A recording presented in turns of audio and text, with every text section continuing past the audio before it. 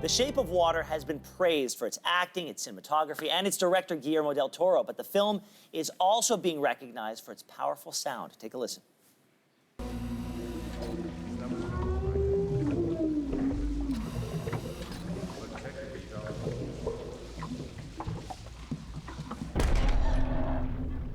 Get them out. The film has received 13 Academy Award nominations, including one for Best Sound Editing.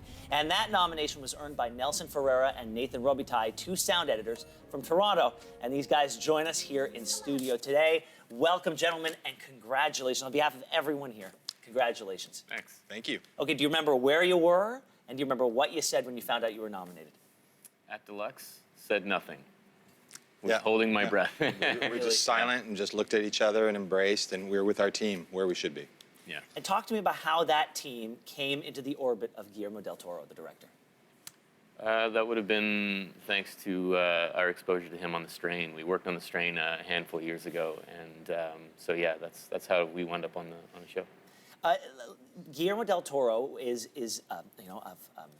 this huge director who, for some reason, loves working in Toronto and Hamilton. What's his affinity to this place? Talent. Yeah, Yeah? it's Well, talk to me talent. about that talent then. Because years ago, if I remember correctly, Toronto was a destination where people would come, they would shoot their exteriors because it kind of looked like New York or Chicago or any town USA, and then they would go finish up elsewhere. They would go do the sound editing and the special effects elsewhere. But so much of it can now happen in Southern Ontario. Yeah, I mean, I can certainly speak to that.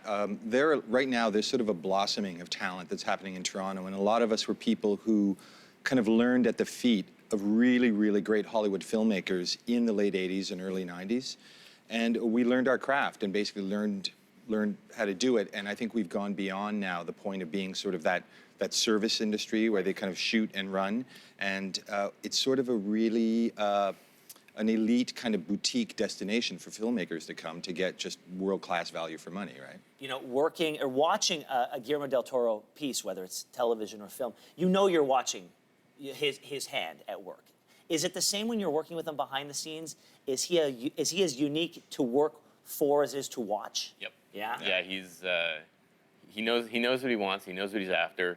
If you present an idea to him that's new, he knows how to run with it, and very fast, and then it becomes your job to just keep up with him. One of the fascinating things about him, though, is he creates these wholly and entirely unique visuals on camera. I read once that if he creates a beast for the screen, he doesn't want it to be derivative of anything else. He doesn't want anybody to be reminded of something else when he's built that. When you're building sounds for him, is that an additional challenge, that it's got to sound unique?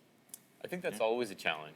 Yeah. I mean, I don't like to have anything sound derivative of something else. It's, to a certain extent, you can't really avoid that. But yeah, that is typically the case. We try and reinvent the wheel every time. How do you invent the sounds coming from a sea creature? Well, it's trial and error. I mean, you have reference points that you start with, and we've all seen tons of movies, and like this, but not like this. Remember this creature from here or there, and you may use that as sort of a starting point, but I mean, you can probably attest more to it. Did one of you do the voice? Was one of you the voice?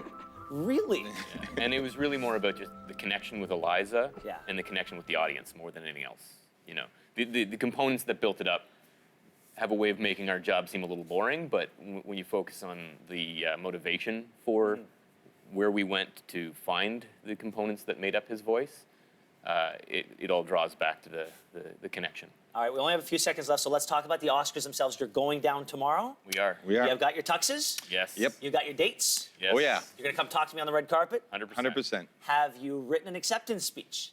Have ideas. Yeah, we got ideas. Yeah, we got a plan. And now, are they going to have to play you off? Are you going to go along?